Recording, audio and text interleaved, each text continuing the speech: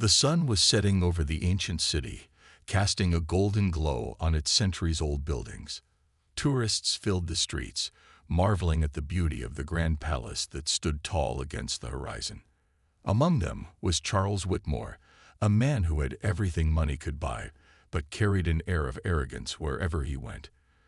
Dressed in designer clothes and flashing an expensive watch, Charles strolled through the cobblestone streets with his friends, laughing loudly about how quaint the place seemed compared to his luxurious life back home. Charles wasn't there to appreciate history or culture. He was there because it sounded impressive to say he'd visited such a famous city. His phone buzzed constantly as he posted pictures online, showing off his wealth to thousands of followers. But deep down, Charles felt bored.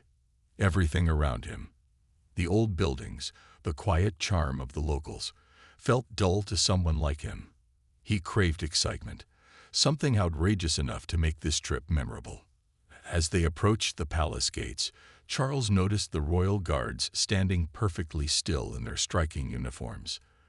Their stoic expressions and rigid posture fascinated some tourists, who lined up eagerly to take photos beside them. To Charles, however, they were nothing more than statues meant for entertainment. "Look at these guys," he said to his friends, smirking. "They don't even blink. What's the point of just standing there all day?" His friends laughed nervously, unsure if they should encourage his mocking tone. But Charles didn't care. He thrived on attention and loved pushing boundaries. As he scanned the area, his eyes landed on a bucket of red paint left near a group of street artists working nearby. A mischievous grin spread across his face. "Watch this," he whispered to his companions before grabbing the bucket without hesitation. No one stopped him. Not the artists, not the other tourists too busy snapping photos. Charles walked right up to one of the guards, whose nameplate read Captain Adrian Falk. Without warning, he tipped the bucket over Adrian's head, spilling bright red paint down the front of his pristine uniform. The crowd gasped in unison, their cameras now capturing something far more shocking than a simple tourist photo. Laughter erupted from Charles and his friends, but the guard didn't move. Adrian remained frozen in position, adhering strictly to protocol despite the humiliation dripping down his chest. For a moment, silence hung heavy in the air. Then whispers erupted among the onlookers. Some looked horrified, while others glared at Charles with disgust. But none of that mattered to him. In his mind, he'd just pulled off a hilarious prank. Little did he know, this reckless act would set off a chain reaction that would change his life forever. The laughter that followed Charles' cruel prank echoed through the square, but it quickly faded as reality began to sink in for everyone around him. Some tourists turned away in disgust, while others pulled out their phones, recording every second of the shocking scene. Within minutes, videos of the incident were uploaded online, spreading like wildfire across social media platforms. Hashtags like #RespectOurGuard and #ShameOnCharles started trending worldwide, drawing millions of views and sparking outrage. Back at his luxury hotel, Charles was oblivious to the storm brewing outside. He sat with his friends, replaying the moment over and over again, patting himself on the back for what he thought was a clever joke. "Did you see their faces?" he said, chuckling as he scrolled through comments on his latest post. At first, the responses seemed harmless. Some people even found it funny. But soon, the tone shifted. Comment after comment condemned his actions, calling him disrespectful, arrogant, and heartless. At first, Charles shrugged it off. "People are too sensitive these days," he muttered, sipping an overpriced cocktail. "It's just paint. Big deal." His friends, however, weren't laughing anymore. They exchanged uneasy glances, sensing that this wasn't going to blow over anytime soon. One of them tried to warn him, saying, "Charles, maybe we should lay low for a bit. This is getting intense." But Charles waved them off, confident that his wealth and influence could shield him from any real consequences. Meanwhile, Captain Adrian Falk returned to the barracks, still covered in drying red paint. His fellow guards helped him clean up, their expressions grim. Though they all knew better than to react publicly, the weight of the insult hung heavily in the air. For Adrian, it was more than just embarrassment.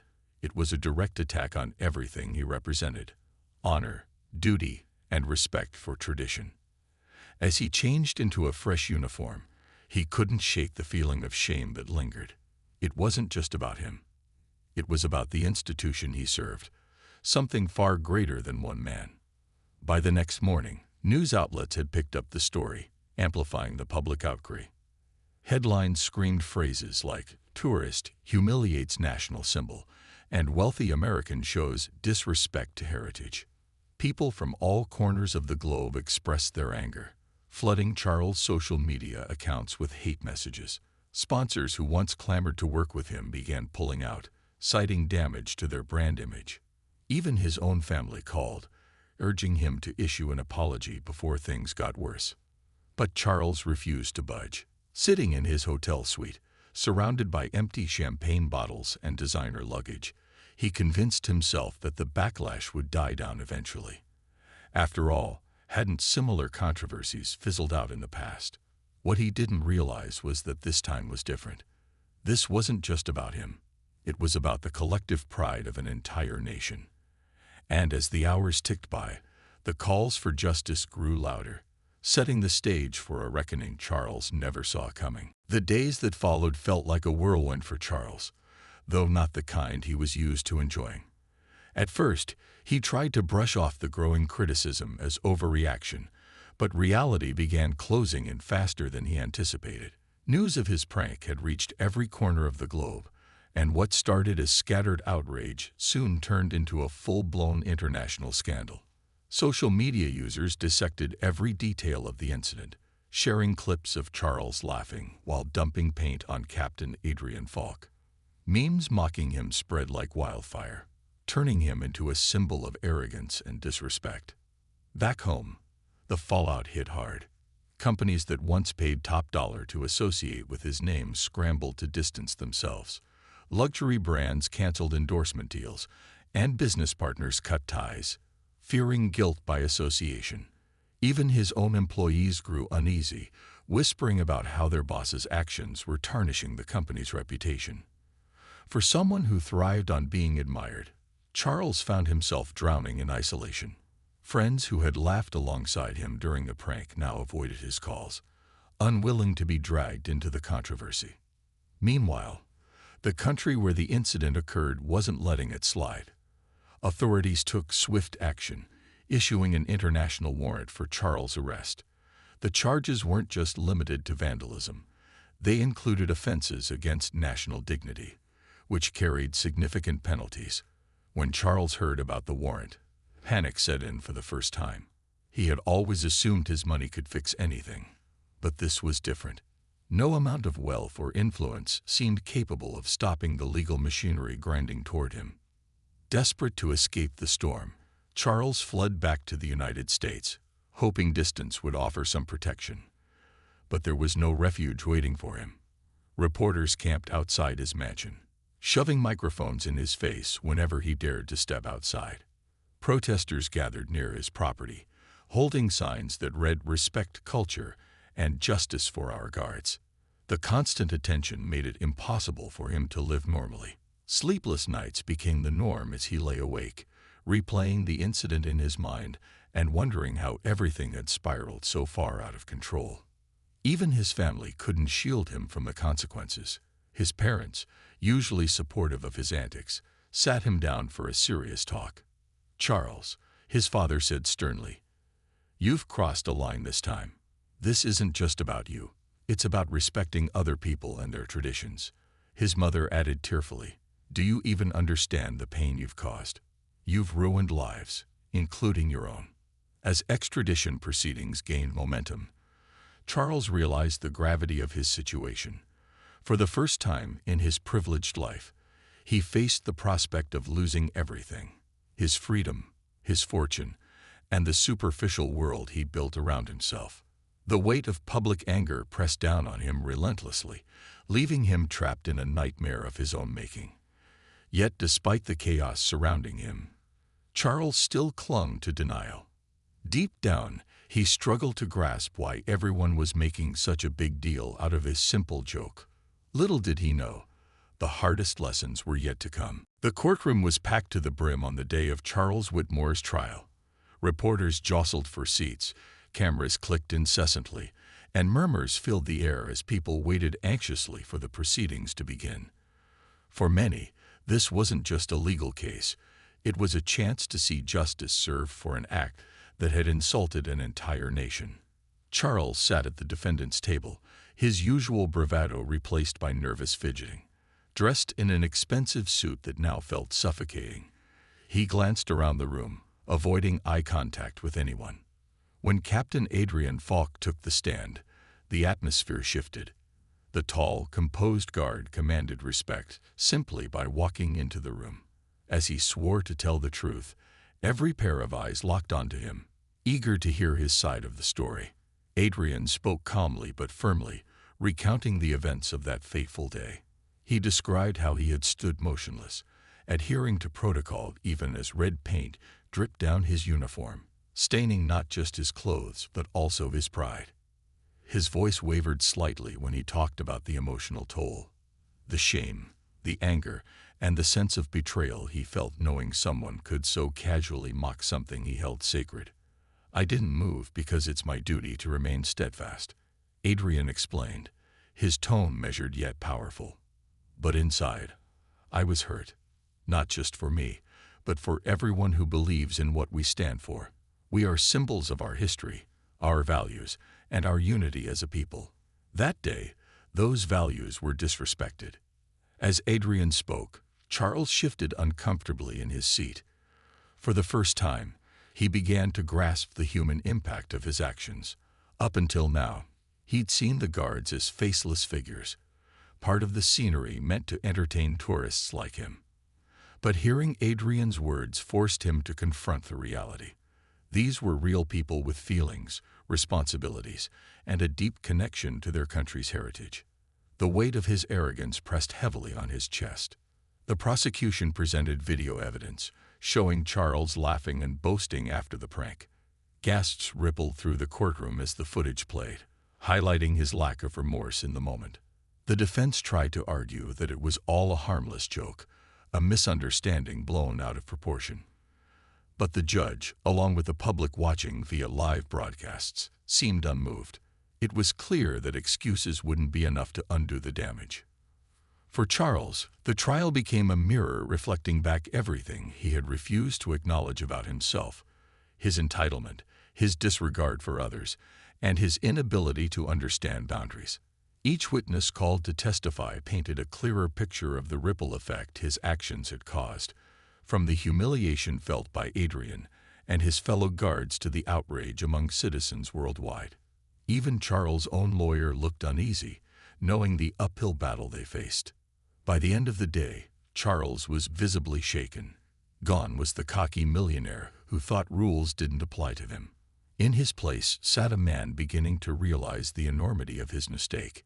Yet despite the cracks forming in his facade, true remorse still eluded him. He told himself it was all bad luck, blaming the media and the overly sensitive public for blowing things out of proportion. What he failed to see was that redemption required more than hollow apologies. It demanded genuine change. And that was a lesson he had yet to fully embrace. The verdict came like a thunderclap, leaving Charles Whitmore stunned and speechless. The judge's words echoed in the courtroom, each syllable hammering home the consequences of his actions. Charles was sentenced to pay a hefty fine, perform hundreds of hours of community service, and face a lifetime ban from ever setting foot in the country again. The financial penalty alone wiped out most of his remaining wealth, forcing him to sell properties, luxury cars, and assets he once took for granted. But the true punishment wasn't monetary. It was the unraveling of the life he had built on arrogance and privilege. In the weeks that followed, Charles retreated from public view, hiding away in a modest apartment far removed from the opulence he once enjoyed. His name became synonymous with disrespect and entitlement, making it impossible for him to find work or rebuild his reputation. Former friends ghosted him completely, and even casual acquaintances avoided crossing his path. Loneliness crept in, wrapping itself around him like a heavy blanket. Nights were the hardest. Without distractions, Charles found himself staring at the ceiling, replaying the trial and Adrian Falk's testimony over and over in his mind. Desperation eventually drove Charles to reach out to Adrian, though not because he felt remorse, at least not initially. He saw it as a last-ditch effort to salvage something from the ruins of his life. Through a lawyer, he sent a letter expressing his desire to apologize personally. At first, Adrian ignored the request. Why should he give this man another chance? What good could come from reopening old wounds? But after much thought, and encouragement from colleagues who believed in forgiveness, Adrian decided to meet Charles, if only to see what kind of person he truly was beneath the wealth and bravado. Their first meeting took place in a quiet cafe chosen by Adrian. Charles arrived early, fidgeting nervously as he waited. When Adrian walked in, dressed simply but carrying an air of quiet dignity, Charles stood awkwardly, unsure of how to begin. "Thank you for coming," he stammered, his voice trembling. Adrian nodded curtly and sat down, studying Charles with piercing eyes. For several minutes, neither spoke. The silence between them was heavy, filled with unspoken emotions, shame, anger, curiosity, and perhaps a glimmer of hope. When Charles finally broke the silence, his words stumbled out clumsily. I wanted to say I'm sorry," he began, avoiding Adrian's gaze. "I know what I did was wrong. I didn't mean to hurt anyone. I just thought it was funny at the time." Adrian listened intently, his expression unreadable. When Charles finished, Adrian leaned forward slightly, his voice calm but firm. "Funny?" he asked. "Do you still think it's funny now? Do you realize how many people you hurt? Not just me, but everyone who respects what we stand for." Charles flinched at the question, unable to respond. Adrian continued, explaining the depth of the insult and the lasting impact it had on morale within the guard court. He talked about the letters of support they received from citizens worldwide, praising their resilience, and how Charles' actions had tested their unity. As Adrian spoke, Charles felt the walls he'd built around himself start to crumble. Tears welled up in his eyes, surprising even him. For the first time, he truly understood the magnitude of his mistake. Though Adrian didn't offer immediate forgiveness, he agreed to keep meeting with Charles, sensing that there might be potential for change. These encounters were difficult and often tense, but they marked the beginning of a long journey toward redemption. Little did either man know, these conversations would set the stage for transformations neither could have anticipated, one rooted in humility, understanding, and the power of second chances. Over the following months, Charles and Adrian continued to meet regularly. At first, their interactions were strained, with Charles struggling to articulate genuine remorse, while Adrian remained cautious, unsure if this was all just an act. But as time went on, something unexpected began to happen. They started to see each other not as symbols of their past conflict, but as human beings with flaws and vulnerabilities. Adrian introduced Charles to volunteer work within the local community, encouraging him to step outside his comfort zone. At first, Charles hesitated. He had never done anything like this before. His life had always been about wealth, power, and personal gain. The idea of helping strangers without expecting anything in return felt foreign, even daunting. But Adrian persisted, patiently guiding him through small tasks at first, serving meals at a homeless shelter, organizing donations for families in need, and mentoring underprivileged youth. At the shelter, Charles found himself face to face with people whose lives were worlds apart from his own. He met single mothers working multiple jobs just to put food on the table, elderly individuals who had fallen through society's cracks, and teenagers trying to break free from cycles of poverty. Listening to their stories opened his eyes to struggles he had never considered. For years, he had lived in a bubble, oblivious to the challenges faced by those less fortunate. Now, he couldn't ignore them anymore. One particular moment stood out during these early days of volunteering. A young boy named Ethan, no older than 10, approached Charles after dinner service one evening. "Thank you for helping," the child said shyly, clutching a worn backpack. His gratitude struck Charles deeply, not because it was extraordinary, but because it was so simple and sincere. It made him realize how much impact even small acts of kindness could have. That night, Charles returned home feeling a sense of fulfillment he hadn't experienced in years. As weeks turned into months, Charles grew more committed to the work. He stopped seeing it as punishment or penance and instead embraced it as a way to rebuild his life. Slowly, he began earning the trust of those around him, including Adrian. Their conversations became less formal and more open, filled with shared reflections on life, mistakes, and growth. Adrian admitted that forgiving Charles hadn't been easy. It required letting go of resentment and embracing compassion. Yet, watching Charles change gave him hope, not just for Charles, but for humanity itself. For Charles, these experiences sparked a transformation. He learned humility by listening rather than speaking, empathy by understanding others' pain, and purpose by contributing to something greater than himself. Though scars from his past remained, he started to see them not as marks of shame, but as reminders of how far he'd come. And though Adrian still carried memories of that fateful day, he recognized that holding on to bitterness would only weigh him down. Forgiveness, he realized, wasn't just for Charles, it was also for himself. By the end of this chapter in their lives, both men had changed in profound ways. What began as forced meetings rooted in obligation evolved into a friendship built on mutual respect and growth. Neither could have predicted where their journey would lead when they first sat across from each other in that quiet cafe. But now, standing side by side in service to others, they proved that redemption wasn't just possible, it was transformative. Months turned into a year, and Charles' transformation became undeniable. The man who once strutted through life flaunting his wealth now spent his days humbly serving others. His designer suits were replaced with simple clothes, stained not with paint, but with the dirt of hard work, digging gardens for community projects, painting walls at shelters, and tutoring children struggling in school. At first, people whispered behind his back, skeptical of whether he had truly changed. But over time, his consistent efforts silenced the doubters. He wasn't doing this for attention or redemption anymore. He was doing it because it gave him purpose. Adrian played a crucial role in helping Charles find direction. When Charles expressed interest in giving back to the very institution he had disrespected, Adrian arranged for him to assist in organizing events honoring local guards and veterans. These events celebrated their service and sacrifices, allowing Charles to witness firsthand the pride and dedication that came with wearing the uniform. One evening, as Charles helped set up chairs for a ceremony, he paused to watch Adrian address a group of young recruits.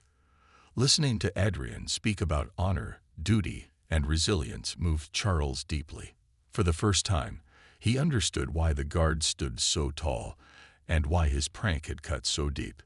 Their friendship continued to grow stronger, though it remained complex.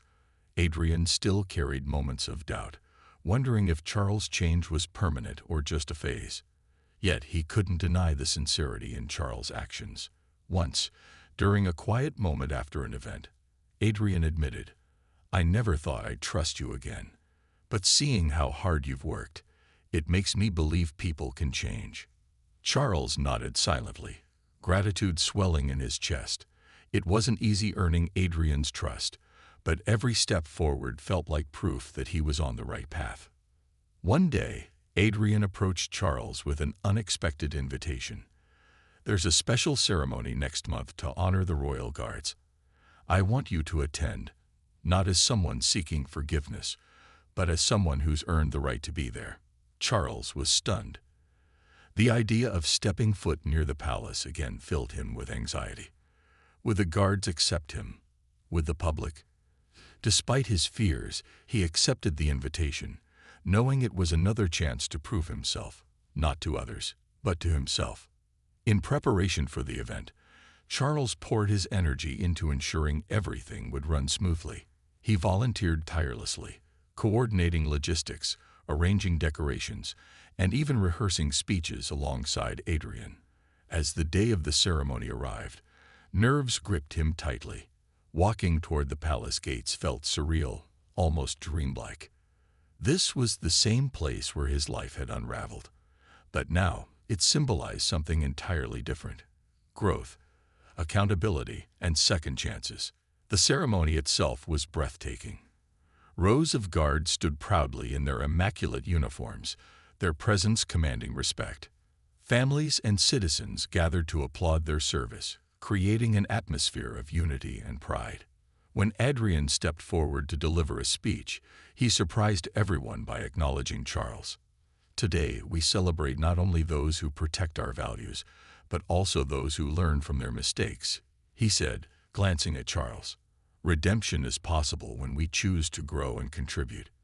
And today, I stand here grateful for the lessons we've all learned." Charles sat quietly, tears streaming down his face. He hadn't expected such words, nor the warm applause that followed. For years, he had defined himself by wealth and arrogance. Now, standing among people he once mocked, he realized his true worth lay in humility, effort, and connection. In that moment, surrounded by forgiveness and newfound respect, Charles knew he had finally found peace, not just with others, but with himself. Years had passed since the incident that once defined Charles Whitmore's life, but its lessons stayed with him every single day. What started as a reckless act of arrogance had transformed into a journey of self-discovery and redemption. Charles no longer lived in the shadow of his past mistakes. Instead, he carried them as reminders of how far he'd come and how much further he could go. The man who once believed wealth was the measure of success now found fulfillment in serving others, building bridges, and proving that even the worst choices could lead to meaningful change. Adrian Falk remained a constant presence in Charles' life, their unlikely friendship standing as a testament to the power of forgiveness and growth. Together, they often visited schools and community centers, sharing their story with young people.